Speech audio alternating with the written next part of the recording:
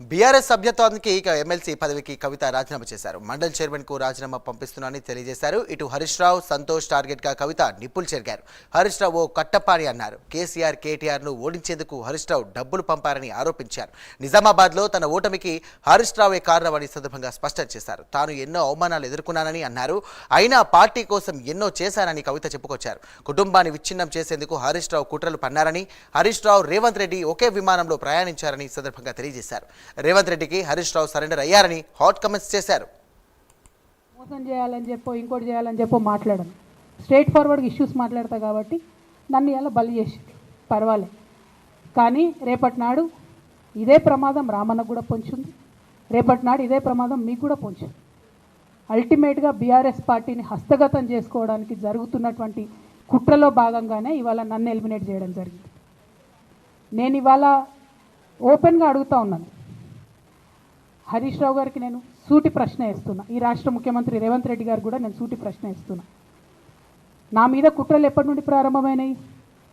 ఎప్పుడైతే హరీష్ రావు గారు, రేవంత్ రెడ్డి గారు ఒకే ఫ్లైట్లో హైదరాబాద్ నుండి ఢిల్లీకో, ఢిల్లీ నుండి హైదరాబాద్లో ఒకే ఫ్లైట్లో వాళ్ళిద్దరు ప్రయాణం చేసి వచ్చినప్పుడు హరీష్ రావు గారు, రేవంత్ రెడ్డి గారు కాలు పట్టుకొని సరెండర్ అయినాక ఈ కుట్రలు స్టార్ట్ అయినాయి.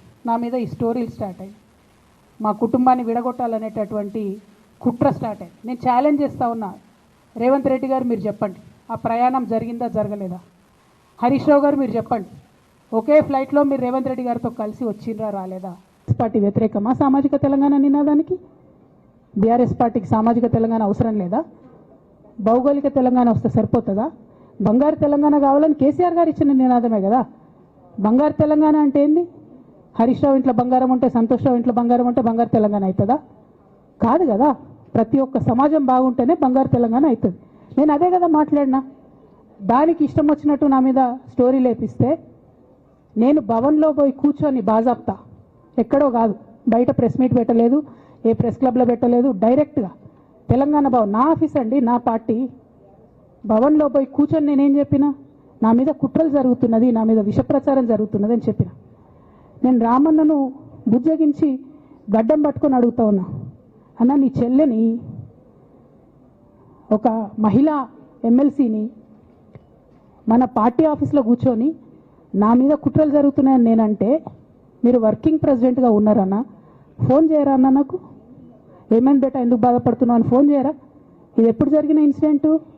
లేక లీక్ కాకముందు, నేను నా కొడుకు గ్రాడ్యుయేషన్కి అమెరికా పోకముందు, అంతకుముందే.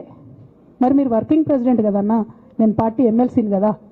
చెల్లెలు, అన్న, బంధుత్వాలు పక్కన పెడదాం ఒక్క నిమిషం.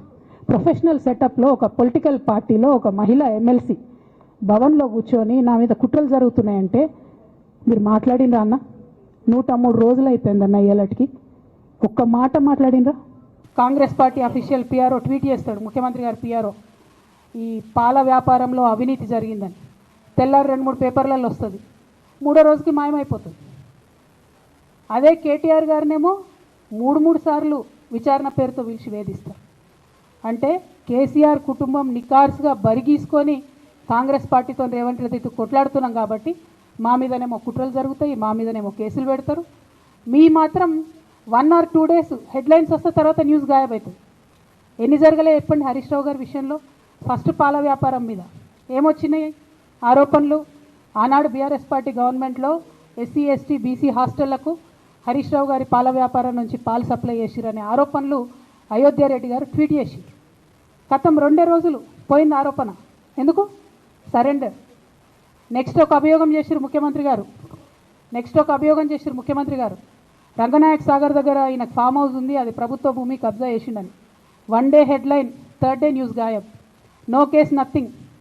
కేటీఆర్ పరిస్థితి ఏంటి? ఎన్ని కేసులు పెట్టిరు కేటీఆర్ అన్న మీద? ఎన్నిసార్లు పిలిచిండు విచారణ? కేసీఆర్ గారు ఒక పాలసీ డెసిషన్ తీసుకున్నారు, నేను కాళేశ్వరం ప్రాజెక్టు కడతా, దానికి ఇన్ని డబ్బులు ఇస్తా అని.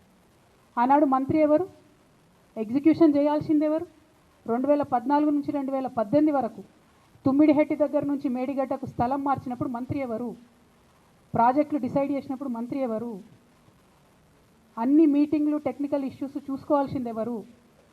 ఇవన్నీ రేవంత్ రెడ్డి గారు మాట్లాడారు. నేను మొత్తం అసెంబ్లీ స్పీచ్ చూడండి మీరు, వీళ్ళ మ్యాచ్ ఫిక్సింగ్ అనేది మీకు తెలిసిపోతుంది. ఏం మాట్లాడరు ఆయన.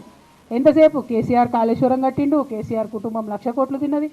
అరే 2007 నుంచి ఇప్పటివరకు కాళేశ్వరం 1,00,000 కోట్లు కూడా ఖర్చు కాలేదు. 1,00,000 కోట్లు ఖర్చు కాని ప్రాజెక్టులో 40 లక్షల ఎకరాలకు నీళ్ళియంగా కూడా 1,00,000 కోట్ల అవినీతి అయింది అంటారు రేవంత్ రెడ్డి గారు. దాన్ని మళ్ళీ ఓన్లీ కేసీఆర్ గారి గురించి చెప్తారు, హరీష్ రావు గారి గురించి మాట్లాడరు. ఎందుకంటే ఇంటర్నల్ అండర్స్టాండింగ్ ఉంది వీళ్ళిద్దరికి. నేను రామన్నను ఒకటే రిక్వెస్ట్ చేస్తున్నా, అన్న ఇవాళ మీతో బాగున్నట్టు వాళ్ళు నటించవచ్చు, హరీష్ అన్న కావచ్చు, సంతన్న కావచ్చు, కానీ వాళ్ళు మన మంచి కోరుకునే వాళ్ళు కాదు, వాళ్ళు తెలంగాణ ప్రజల మంచి కోరుకునే వాళ్ళు కాదు, వాళ్ళు కేసీఆర్ గారి మంచి కోరుకునే వాళ్ళు కాదు. వాళ్ళను మీరు దూరం పెట్టి రాజకీయంగా తెలంగాణ రాష్ట్ర సమితిలో ఇప్పుడు బీఆర్ఎస్లో పనిచేస్తున్నటువంటి హార్డ్ కోర్ కార్యకర్తలను దగ్గరికి తీసుకొని ప్రజా ఉద్యమాలు తీసుకొని ప్రజల దగ్గరికి పోతేనే మన పార్టీ బతుకుంటుంది, నాన్న పేరు బాగుంటుంది. ఇవాళ నాన్నకు సిబిఐ అనేటటువంటిది వచ్చిందంటే అది కేవలం హరీష్ రావు గారు, సంతోష్ రావు గారి అవినీతి వల్లనే వచ్చిందని మళ్ళొకసారి నేను ఘంటాపదంగా బీఆర్ఎస్ పార్టీ ఆనాడు టీఆర్ఎస్ పార్టీ పెట్టినాక 9-10 నెలల తర్వాత వచ్చిన హరీష్ రావు గారు డే 1 నుంచి లేరు. నమ్మకం లేకుండా ఆయన పార్టీ నిలబడుతుందో ఉంటుందో పోతుందో అని. ఓకే అయిపోయింది, రాగానే సారు పెద్ద హృదయం కాబట్టి క్షమించిర్రు, దగ్గర తీసుకున్నారు, ఎమ్మెల్యే కాకముందే మంత్రి ఇచ్చిర్రు, అన్ని రకాలుగా ఆదరించిర్రు, అన్నీ చేసిండ్రు. ఎప్పుడైతే పార్టీకి ఒక్క క్షణం చెడ్డ పేరు వచ్చిందో ఎక్కడ పోయిండండి ఈయన? చక్కా పోయి వైఎస్ రాజశేఖర రెడ్డిని కలవలే? మీ అందరికి గుర్తులేదు ఆ ఫోటో? సీనియర్ నాయకులందరికీ బాగా మాట్లాడతారు, అన్ని దగ్గర ఉన్నా, నేనే ఉన్నా, నేను ఎక్కడ లేను. నిన్న పాపం చాలామంది ఈ కొత్త సోషల్ మీడియా పిల్లలు ఉన్నట్టు వాళ్ళకి హిస్టరీ తెలియదు అనుకుంటా, అందుకే చెప్తున్నా ఇవాళ. అదేవిధంగా నేను పెద్ద ట్రబుల్ షూటర్ అంటాడు. ట్రబుల్ షూటర్ కాదు, ఈజ్ అ బబుల్ షూటర్. ఆయన ఏంటంటే ట్రబుల్ ఆయన్నే క్రియేట్ చేస్తాడు, చేసి నేనే సాల్వ్ చేసినట్టు నటిస్తాడు. నేను లేటెస్ట్ ఎగ్జాంపుల్ చెప్తా పట్టురు. నేను మొన్న దాసోజు శ్రవణ్ అన్న ఎలక్షన్ ఎమ్మెల్సీ ఎన్నికలలో బీఆర్ఎస్ పార్టీ డిసైడెడ్ ఒకటే క్యాండిడేట్ని పెడదామని. కానీ హరీష్ రావు గారు ఇంటర్నల్గా బీజేపీ వాళ్ళతో మాట్లాడుకొని ఏం చెప్తారంటే, మీ దగ్గర నుంచి ఒక క్యాండిడేట్ని ఇవ్వండి, నేను మామయ్యని కన్విన్స్ చేసి రెండో క్యాండిడేట్కి పెట్టిస్తా అంటే he wants to create a trouble. ఒక పక్క కాంగ్రెస్తో కలిసి ఉన్నారు, ఇంకో పక్క బీజేపీతో మాట్లాడుతున్నారు, ఎవరితో అవసరమైతే అటు మాట్లాడుతున్నారు. అదేవిధంగా 2018 ఎన్నికలలో హరీష్ రావు గారు 20-25 మంది ఎమ్మెల్యేలకు ఎన్నికలలో అడిషనల్ ఫండింగ్ ఇచ్చారు, పార్టీ ఇచ్చింది కాకుండా. ఏడికేలు వచ్చినాయి హరీష్ రావు గారికి అన్ని డబ్బులు? 100% కాళేశ్వరంలో జరిగిన అవినీతి నుంచి వచ్చిన డబ్బులే. ఆయన ఆలోచన ఏం చేసిందంటే, ఏమన్నా కొద్దిగా అటు ఇటు అవుతుందేమో రిజల్ట్, నా దగ్గర ఎమ్మెల్యేస్ ఉండాలని ఆలోచన చేశాను. నీకు అసలు అట్లాంటి ఆలోచన ఎందుకు వచ్చింది? నేను కట్టప్పలంటోని కేసీఆర్ గారి దగ్గర ఉండేటోని అంటావు కదా, నీకేం అవసరం వచ్చింది ఎమ్మెల్యేస్కి సపరేట్గా ఫండింగ్ ఇవ్వడానికి? ఎవరికి తెలియదు అనుకుంటారా? ఇవి ఎవరు చెప్పారు అనుకుంటారా? ప్రతి ఒక్కరు చెప్తారు ఎమ్మెల్యేస్ ఓపెన్, నా పేర్లు కూడా తెలుసు, చెప్తే బాగుండదు, ఎమ్మెల్యేలు ఇబ్బంది పడతారు. నేను అనేది ఏంటంటే 2009లో రామన్న సిరిసిల్ల ఎలక్షన్లో మా బంధువుకు సంబంధించిన వ్యక్తులతోని 60 లక్షల రూపాయలు పంపింది హరీష్ రావు గారు రామన్నను ఓడగొట్టడానికి. నిన్నగాక మొన్న ఒక వీడియో మీరు కూడా చూసారు, ఒంటేరు ప్రతాప్ రెడ్డి గారిది. మీ మామయ్యను ఓడగొట్టమని ఎంతంటే అంత డబ్బులు ఇస్తా అని చెప్పిర్రని. ఓ పక్క కేసీఆర్ గారిని ఓడగొట్టాలి, ఓ పక్క కేటీఆర్ గారిని ఓడగొట్టాలి, నిజామాబాద్లో నా ఎంపీ సెగ్మెంట్లో అందరు ఎమ్మెల్యేలను మేనేజ్ చేయాలి, అందరిని మన కేసీఆర్ కుటుంబాన్ని ఓడగొట్టాలి, విచ్ఛిన్నం చేయాలి. కానీ కేసీఆర్ గారి పేరుతో వచ్చేటటువంటి బెనిఫిట్స్ మాత్రం అన్నీ కావాలి. బయటకు పంపితే మరి పార్టీ బాగుంటుందా? దయచేసి ఆలోచన చేసుకోండి. నేనేమంటున్నా రామన్న మిమ్మల్ని అంటే, నా మీద మీకు కోపం ఉండొచ్చు, నా మీద ఏముందో ఎవరేం చెప్పారో నాకు తెలియదు. నేను మాత్రం నా ప్రాణం పోయినా కేసీఆర్ గారికి హాని జరగాలని కానీ కేటీఆర్ గారికి హాని జరగాలని కానీ కోరుకోను. అది నా నైజం కాదు. ఆడపిల్లలకు అట్లా ఉండదు. ఆడపిల్లలు ఇల్లు బాగుండాలనుకుంటారు. నా మనసుకి ఎంత గాయం అయితే, నాకు ఎన్ని అవమానాలు అయితే, నాకెంత ఇన్సల్ట్ అయితే, నా మీద ఎన్ని కుట్రలు జరిగితే నేను ఇట్లా మాట్లాడుతున్నది నా బాధ, ఇది నా ఆవేదన. నాన్న చూస్తలేరేంది వీళ్ళనన్నది ఆవేదన, చూసుకుంటే క్షమిస్తారేంది, ఇంకెన్నిసార్లు క్షమిస్తారు అన్నది నా బాధ. అంతే తప్ప నాకేం కోపం ఉంటుంది? ఎందుకు కోపం ఉంటుంది? నాకు ఎన్ని జన్మల పుణ్యం ఉంటే కేసీఆర్ లాంటి తండ్రి దొరుకుతాడు? కోట్లలో ఒకరికి ఉండేటటువంటి తండ్రి నాకు దొరికిండు. ఆయన లేకపోతే నేను ఎవరు ప్రపంచానికి తెలుస్తుందా? నాకెందుకు అవసరం ఉంటుంది? నాకేం కోపం ఉంటుంది కేసీఆర్ గారి మీద? నాకు టీఆర్ఎస్ పార్టీ మీద ఎందుకు కోపం ఉంటుంది?